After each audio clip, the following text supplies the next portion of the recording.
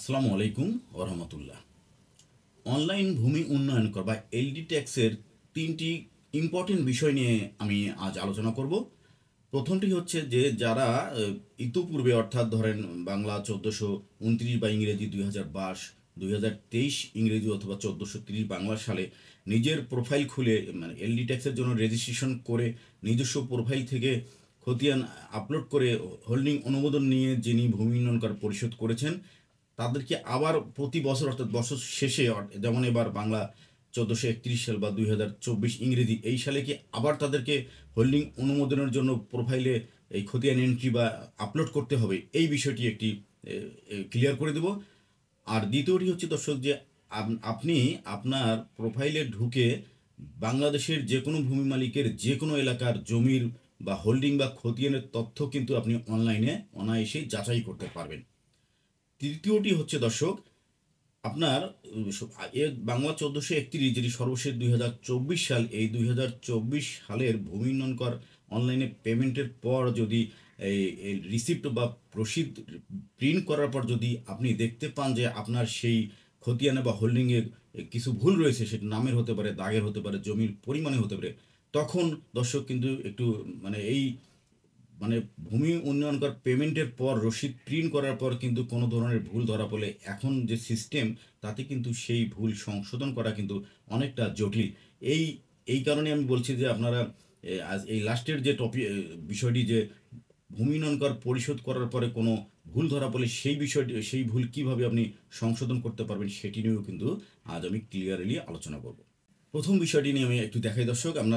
আমি একজনের প্রোফাইলে লগ ইন করেছি, সেখানে দেখুন একটি মৌজায় এই দক্ষিণ খলিয়া, দর্শক একটু দেখুন এখানে এই মৌজায় কিন্তু ওনার সর্বশেষ কর পরিশোধের সাল 2023-2024, অর্থাৎ উনি গত বছর কিন্তু ওনার খতিয়ানটি উনি এই ভূমি উন্নয়ন করের পরিশোধ করার জন্য উনি অনলাইনে নিজের প্রোফাইল থেকে খতিয়ান আপলোড করেছিল এবং সেটি অনুমোদন হয়ে গেছে, অনুমোদিত হয়েছে। এখন নতুন যে অর্থবছর কিন্তু 2024-2025, অর্থাৎ এবার কিন্তু উনি অনুমোদন নেননি। তাহলে দর্শক, এবং এটি কিন্তু আর অনুমোদন নেওয়ার কোনো প্রয়োজনও নেই। আমি আপনাকে দেখাই, গতবার অনুমোদন নেওয়া রয়েছে, গতবার উনি ভূমি উন্নয়ন কর পরিশোধ করেছে এই বছর শেষে, অর্থাৎ নতুন গত বছর ছিল 1430, এবার বাংলা 1431। গত বছর ইংরেজি অর্থ বছর ছিল 2023-2024, এবার 2024-2025 অর্থ বছরের জন্য তাকে কিন্তু পুনরায় তার প্রোফাইলে খতিয়ান আপলোড করে হোল্ডিংয়ের জন্য কোনো রিকোয়েস্ট পাঠাতে হবে না। কোনো রিকোয়েস্ট ছাড়াই তিনি স্বয়ংক্রিয়ভাবে কিন্তু তার আইডিতে ঢুকেই ভূমি উন্নয়ন করে নতুন বছরের ভূমি উন্নয়ন করে বা এলডি ট্যাক্স পেমেন্ট করতে পারবেন। এই দেখুন বিস্তারিত যদি আমি ক্লিক করি তাহলে কিন্তু এটি সরাসরি অনলাইন পেমেন্ট অপশনে চলে যাওয়া যাবে এবং আপনি চাইলেই যে কোনো পেমেন্ট গেটওয়ে ব্যবহার করে এই ভূমি উন্নয়ন করের রসিদটি কিন্তু এখনই মানে পেমেন্ট করলেই আপনি সাথে সাথে রসিদ পেয়ে যাবেন। অর্থাৎ নতুন করে কিন্তু ওনাকে এই আবার প্রতি বছরের জন্য হোল্ডিং অনুমোদন বা খতিয়ান আপলোডের কোনো প্রয়োজন নেই। এখন দর্শক অনেকে বলতে পারে যে আপনি অনুমোদন নেওয়ার পর এটি দেখাচ্ছেন, আমি সেটিও ক্লিয়ার করে দিই। দেখুন এখানে কিন্তু হোল্ডিং ছিল 2447, আপনি ভালো করে খেয়াল করুন, এই 2447 হোল্ডিং আমি কিন্তু আজ কিন্তু খতিয়ানটি আপলোড করেছি। এই খতিয়ানের অপশনে গিয়ে দেখুন এই প্রোফাইলে এই যে দর্শক 2447 হোল্ডিং, এই যে দর্শক ওনার খতিয়ানের তালিকা আপনি দেখতে পাচ্ছেন যে ওই মৌজার 2447 হোল্ডিং এই 6/9/2024 তারিখে আমি কিন্তু মানে যেভাবে আমরা হোল্ডিং অনুমোদনের জন্য খতিয়ান আপলোড করি বা এন্ট্রি করি সেটি কিন্তু করেছি এবং এই খতিয়ান বা হোল্ডিংটি কিন্তু অপেক্ষমান রয়েছে। তারিখ দেখুন দর্শক, আজকে আমি করেছি, এটি কিন্তু এখনও অনুমোদন হয়নি, এখানে অপেক্ষমানে রয়েছে।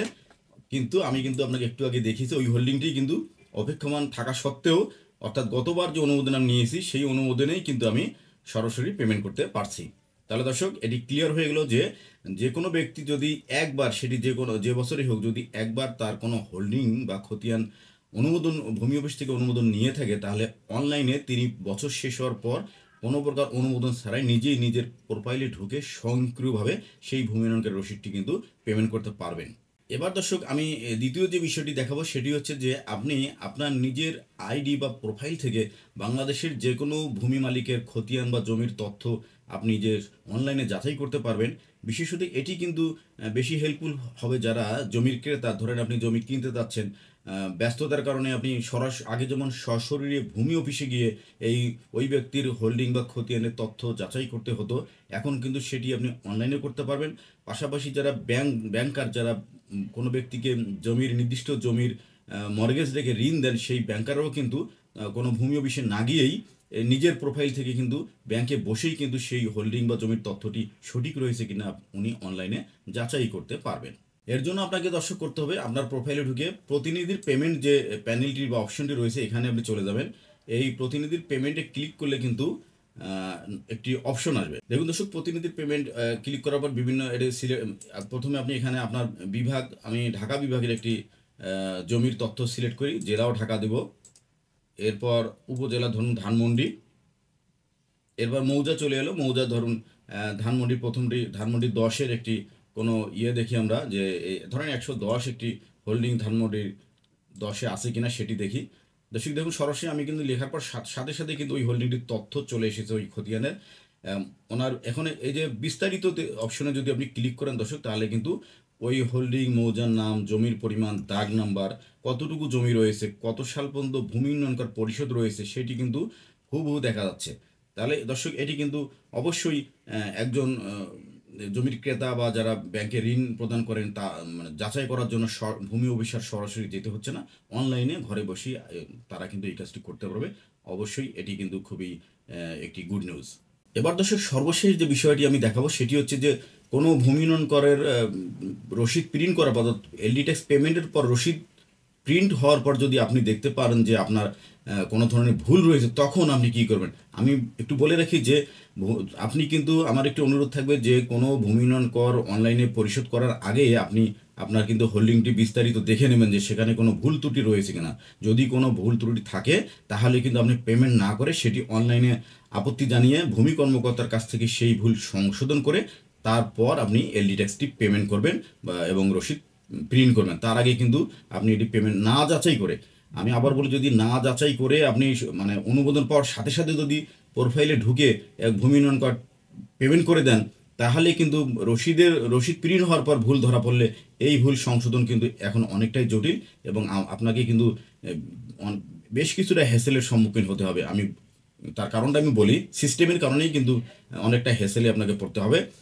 এখানে একটি রসিদ আমরা ধরেন দর্শক আমি প্রিন্ট করা রসিদ একটু দেখতে পাচ্ছি। ধরুন এখানে এদের নাম রয়েছে, দাগ রয়েছে, জমির পরিমাণ রয়েছে। এখন দেখা যাচ্ছে এখানে দর্শক মালিকের নামের ক্ষেত্রে কিন্তু একটা বিষয় দেখায়, এখানে কিন্তু একটি নাম রয়েছে। দেখুন একটি শুধু একজনের নাম, মানে একই নাম দুইবার এসছে।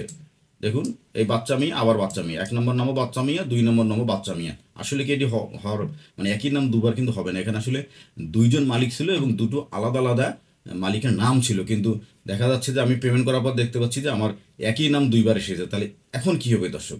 এখন দর্শক কোনো কারণে সেটি তাড়াহুড়ার কারণে হোক বা অসাবধানতাবশত হোক, যে আপনি আপনার একটি ভূমি উন্নয়ন হোল্ডিং অনুমোদন পাওয়ার সাথে সাথে যাচাই না করে যদি পেমেন্ট করেন এবং রসিদ প্রিন্ট করেন এবং তারপর যে ভুল ধরা পড়লো সেটি ধরা পড়ার পরে কিন্তু আপনাকে একটু অপেক্ষা করতে হবে এবং একটু মানে অফিসে একটু কিন্তু যোগাযোগ করতে হবে। তার কারণ হলো এখন যে এলডি ট্যাক্স পেমেন্টের যে সিস্টেম, সেখানে কিন্তু সর্বশেষ সাল পরিশোধ করার পর যদি কোনো ভুল ত্রুটি আপনার ধরা পড়ে, তাহলে আপনাকে প্রথমে ভূমি কর্মকর্তার সাথে যোগাযোগ করতে হবে এবং ভূমি কর্মকর্তা কিন্তু মানে সাথে সাথেই আর এটি সংশোধন করতে পারবে না, কারণ ওখানে ওনারও লিমিটেশন রয়েছে। এখানে উনি ওই হোল্ডিংয়ের সংশোধন ক্লিক করলে এখানে সরাসরি দেখাবে যে এই হোল্ডিংয়ের হালসন পর্যন্ত দাবি আদায় করা হয়েছে, সংশোধন করতে এসি ল্যান্ডের আইডি থেকে অনুমোদন নিতে হবে। তাহলে তাকে কি করতে হবে, উনি কিন্তু কোনো ভূমি মালিকের কাছ থেকে কোনো হোল্ডিং বা খতিয়ানের ভুল ত্রুটি সংশোধনের জন্য কোনো ব্যক্তির কাছ থেকে অনুরোধ পেলে ভূমি কর্মকর্তা প্রথমে ওই হোল্ডিং সংশোধনের অনুমতি চেয়ে ওই হোল্ডিংটি এসি ল্যান্ডের আইডিতে কিন্তু উনি পাঠাবে। এরপর এসি ল্যান্ড কিন্তু যতক্ষণ না অনুমতি দিয়ে ওই হোল্ডিংটি পুনরায় ভূমি কর্মকর্তার আইডিতে পাঠাবে, ততক্ষণ ভূমি কর্মকর্তা কিন্তু ওই হোল্ডিং বা খতিয়ানের ভুল ত্রুটি সংশোধন করতে পারবে না।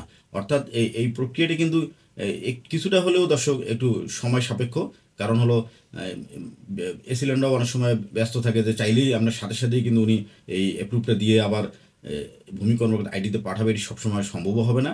এই কারণেই আমি অনুরোধ করব যে আপনার কোনো ভূমি মালিক যখন হোল্ডিং অনুমোদন পেয়ে যাবেন, পাওয়ার সাথে সাথেই ওই অনুমোদন হলে কিন্তু একটি মেসেজ চলে যায়।